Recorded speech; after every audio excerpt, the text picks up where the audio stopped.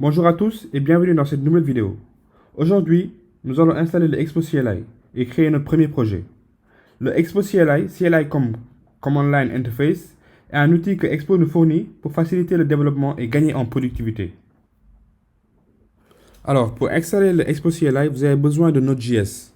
Vous pouvez installer Node.js depuis son site nodejs.org et télécharger l'exécutable et vous choisissez selon votre système d'exploitation. Et Node.js vient avec NPM. C'est NPM qu'on va utiliser pour installer le Expo CLI. Sinon, si vous êtes sur Mac, vous pouvez utiliser Homebrew. Homebrew, c'est le gestionnaire de paquets pour macOS. Il suffit juste de taper brew install Node pour installer Node. Voilà. Donc moi, j'ai déjà Node installé. On peut le vérifier en tapant en Node-v qui nous donne la version de Node et un npm-v qui nous donne la version de npm. Voilà. Donc, après avoir installé Node, il nous dit de faire un npm install expo CLI global. Donc ici, on va utiliser npm pour installer le expo CLI de manière globale, c'est-à-dire qu'on pourra l'utiliser n'importe où dans notre ordinateur. Donc si on fait un npm install de expo CLI moins global, npm va aller nous installer le expo CLI. Donc moi en fait j'ai déjà le expo CLI, donc je n'ai pas besoin de le réinstaller. Vous pouvez juste laisser passer l'installation. Alors, après avoir installé le Expo CLI, pour tester si l'installation a bien marché, vous pouvez regarder la version de Expo en faisant juste un expo-v. Et là, il vous donne la version 3.18.6. Donc là, ça veut dire que Expo est bien installé dans notre système. On peut maintenant l'utiliser. Pour voir un peu la liste des commandes qui sont disponibles avec Expo, on peut taper expo-help pour voir toutes les commandes qui sont disponibles avec Expo. Donc là, on voit la commande -v qu'on a utilisée tout à l'heure.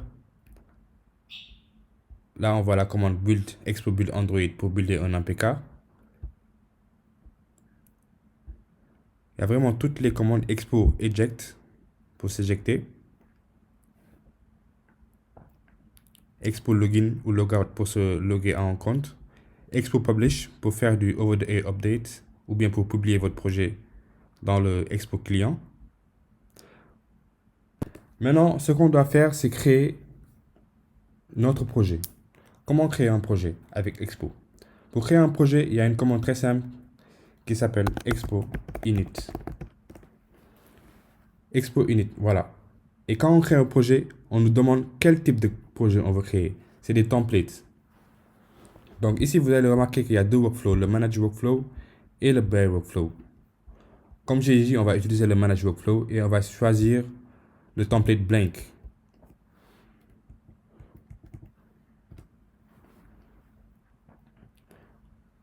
Et maintenant, vous devez donner un nom à votre projet.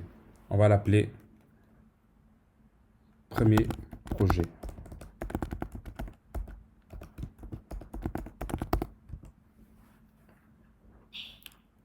Voilà. Et il va installer toutes les dépendances nécessaires pour notre projet.